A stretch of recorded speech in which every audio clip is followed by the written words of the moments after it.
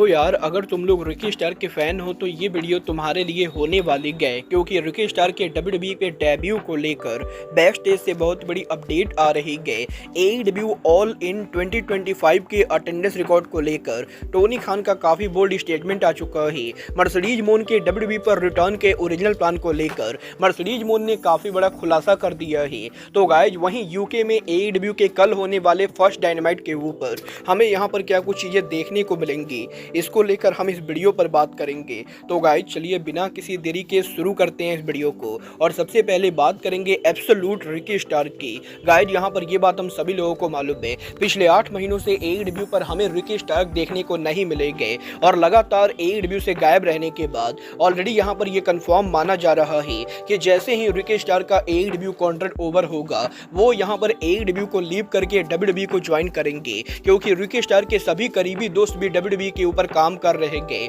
और CM Punk, कोडी road, jet Kargil और इथिन पेज जैसे रेसलर जो यहाँ पर रिकी स्टार के करीबी दोस्त थे, इन सभी के डब्ल्यूडब्ल्यूई पर मूव होने के बाद अब रिकी स्टार भी डब्ल्यूडब्ल्यूई के ऊपर मूव करने वाले गए। वल रिकी स्टार के कॉन्ट्रैक्ट को लेकर आज सुबह यहाँ पर सोशल मीडिया पर एक बड़ी रूमर चली। यहाँ पर सोशल मीडिया पर किसी ने यह रूमर फैला दिया कि रिकी स्टार का एईडब्ल्यू का कॉन्ट्रैक्ट ऑलरेडी यहाँ पर लास्ट मंथ जुलाई के अंदर ओवर हो चुका है। और गाइस, यहाँ पर सोशल मीडिया पर इस चीज को लेकर जब रूमर चली कि रिकी स्टार का कॉन्ट्रैक्ट ऑलरेडी जुलाई में ओवर हो चुका है और वो यहाँ पर करंटली फ्री एजेंट है, तो गाइस काफी सारे लोगों ने ये स्पेकुलेट करना शुरू कर दिया कि पॉसिबली नेक्स्ट वीक डब्ल्यूडब्ल्यूई के नो मर्सी के ऊपर रिकी स्टार डब्ल्यूडब्ल्यूई के ऊपर डेब्यू करेंगे। बट गाइस, अब यहाँ पर फाइटफुल ने फाइनली ये कंफर्म कर दिया है कि रिकी स्टार के कॉन्ट्रैक्ट के जुलाई में ओवर होने को लेकर जो रूमर चल रही है वो रूमर यहाँ पर पूरी तरह से फॉल्स है और रिकी स्टार अब भी यहाँ पर एईडब्ल्यू के कॉन्ट्रैक्ट के अंदर है। बट जहां तक बात रही रिकी स्टार के डब्ल्यूडब्ल्यूई को ज्वाइन करने की, तो गाइस ये यहाँ पर फाइटफुल ने भी कंफर्म किया है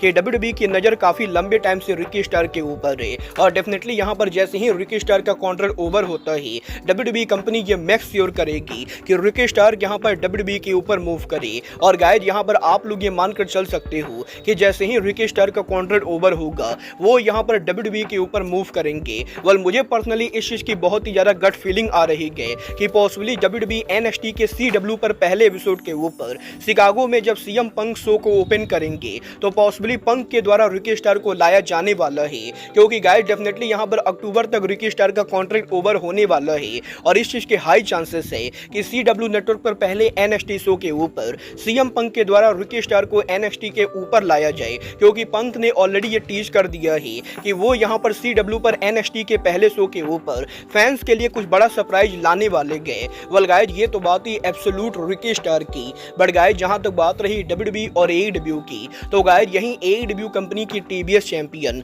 मर्सिडीज मोन ने इस हफ्ते उनके लेटेस्ट इंटरव्यू के ऊपर डब्ल्यूडब्ल्यूई पर उनके रिटर्न के ओरिजिनल प्लान को लेकर बात की, जहां पर सबसे पहले तो मर्सिडीज मोन ने यह कंफर्म किया है कि लास्ट ईयर जब एईडब्ल्यू के ऑल इन पर मर्सिडीज मोन शो के ऊपर अपीयर हुई थी तो उस समय मर्सिडीज मोन का एईडब्ल्यू को ज्वाइन करने का दूर दूर तक कोई भी प्लान नहीं था और वो यहाँ पर सिर्फ एक फैन के तौर पर एईडब्ल्यू के शो को देखने आई थी। और इवन यहाँ पर लास्ट ईयर एईडब्ल्यू के ऑल इन पर अपीयर होने से पहले रेसलमेनिया 39 के ऊपर मर्सिडीज मोन ओरिजिनली उनके रिटर्न को प्लान कर रही थी और जब यहाँ पर सोफाई स्टेडियम के अंदर डब्ल्यूडब्ल्यूई ने एलए में उनका रेसलमेनिया किया था तो मर्सिडीज मोन ओरिजिनली उसी रेसलमेनिया के ऊपर रिटर्न करने वाली थी। वो एक टाइम के ऊपर रेसलमेनिया 39 से पहले डब्ल्यूडब्ल्यूई के साथ बातें भी कर रही थी, बट अनफॉर्चुनेटली डब्ल्यूडब्ल्यूई और मर्सिडीज मोन की नेगोशिएशन सही नहीं गई और मर्सिडीज मोन ने रेसलमेनिया 39 पर रिटर्न नहीं किया। और इसके बाद जब मर्सिडीज मोन ऑल इन के ऊपर आई और मर्सिडीज मोन ने देखा कि डब्ल्यूडब्ल्यूई के बाहर भी कोई रेसलिंग कंपनी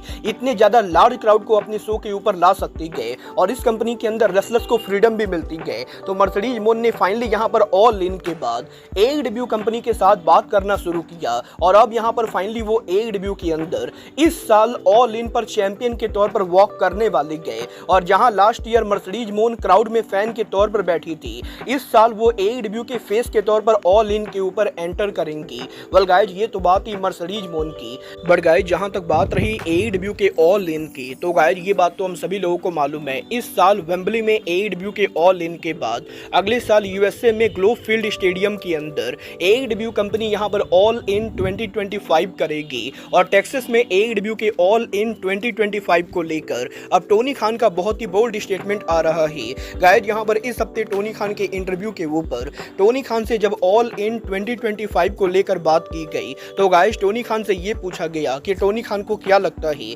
AEW के ऑल इन 2025 के ऊपर AEW कंपनी यूएसए में स्टेडियम शो सोल्ड आउट कर पाएगी या नहीं। तो गाइस टोनी खान जवाब देकर ये कहते गए कि जब भी यहाँ पर AEW किसी न्यू मार्केट में उनका शो करती गए तो लोग यहाँ पर हमेशा ही इस चीज को लेकर डाउट करते गए कि AEW का शो उस एरिया में फ्लॉप हो जाएगा। और लास्ट ईयर जब AEW ने उनका पहला stadium show all in 2023 announce किया था तो उस समय भी बहुत लोगों को लगा था कि AEW कंपनी 20-30 हजार टिकट भी सोल्ड आउट नहीं कर पाएगी, जबकि लास्ट ईयर AEW कंपनी ने दुनिया की और किसी भी इवेंट के मुकाबले सबसे ज्यादा टिकट सोल्ड आउट किया। और अब यहाँ पर टोनी खान ये बिलीव करते गए कि अगले साल जब AEW टेक्सास में उनका पहला स्टेडियम शो करेगी तो अगले साल ग्लोब लाइफ फील्ड स्टेडियम के अंदर AEW का ऑल इन अटेंडेंस रिकॉर्ड बनाने वाला है। और टोनी खान का ये कहना है कि ग्लोब लाइफ फील्ड स्टेडियम में अब तक की जो हाईएस्ट अटेंडेंस है, टोनी खान ये बिलीव करते गए कि पॉसिबली AEW कंपनी उस स्टेडियम के हाईएस्ट अटेंडेंस को ब्रेक करेगी। और गाइस टोनी खान ये बिलीव करते गए कि ग्लोब लाइफ फील्ड में अब तक की जो हाईएस्ट अटेंडेंस है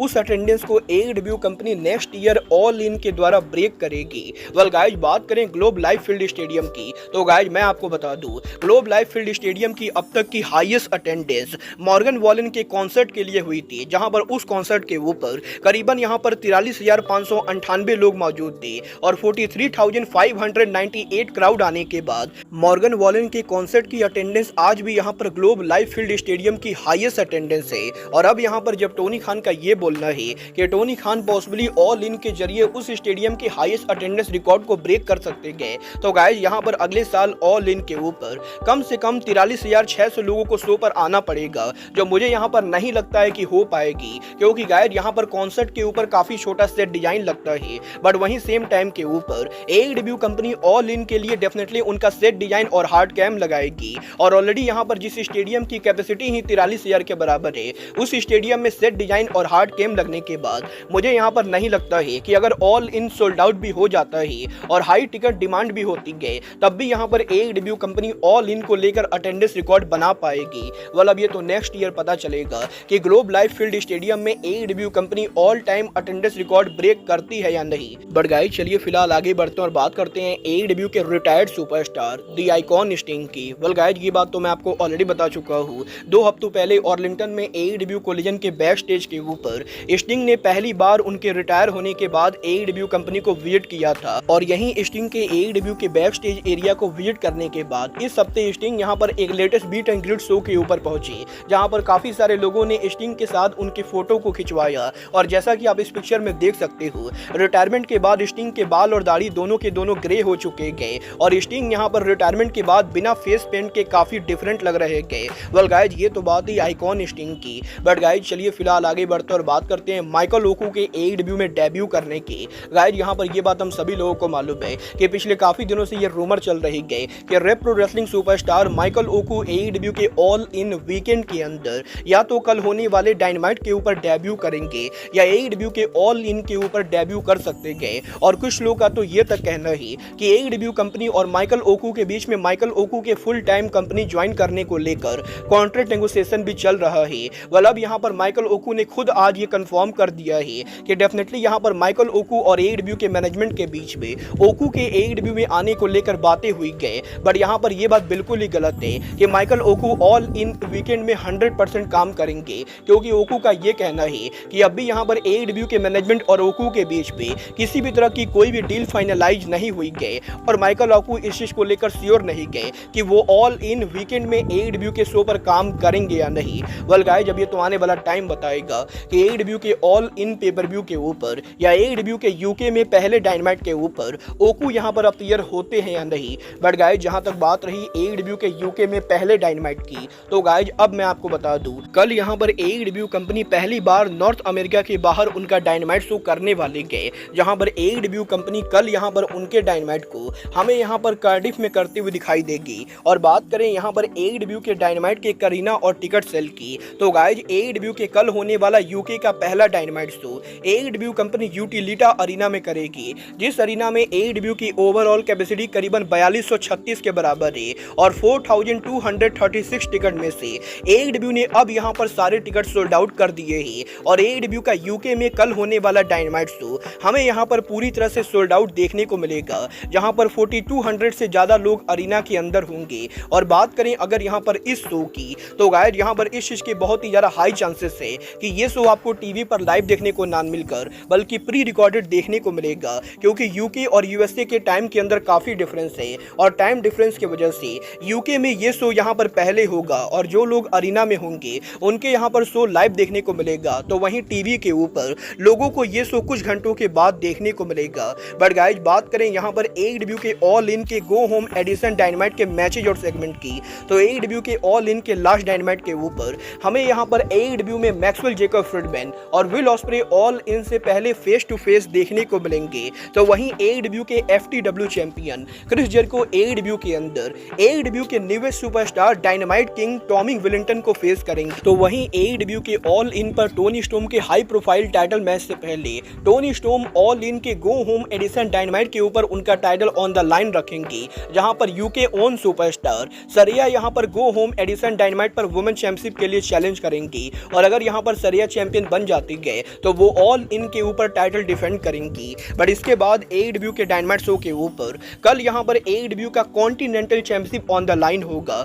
जहां पर रेन मेकर काजुशिका ओकाडा AEW के अंदर पहली बार AEW कंपनी को रिप्रेजेंट करने वाले गए और वो यहां पर AEW के लिए कल यहां पर उनका कॉन्टिनेंटल टाइटल क्लॉडियो कैस्टेग्नोली के खिलाफ डिफेंड करेंगे। वेल गाइज AEW के ऑल इन पर इन सभी बड़े मैचेस के अलावा AEW के ऑल इन के मेन इवेंट को लेकर हमें यहां पर ब्रायन डेनियल्सन और सॉल्व स्टिगलैंड के बीच में फाइनल शोडाउन देखने को मिलेगा, जिसे यहां पर नाइगल मैकगेनिस के द्वारा नरेट किया जाने वाला है। वेल आप यहां पर AEW के biggest pay per view all in के गो होम एडिशन डायनामाइट के लिए एक्साइटेड हो या नहीं, आप लोग मुझे कमेंट करके बताइए। बट गाइज अब आज के इस वीडियो में बस इतना ही, मैं मिलता हूं आपसे अपने अगले वीडियो में। बट गाइज तब तक के लिए goodbye, good night and bang.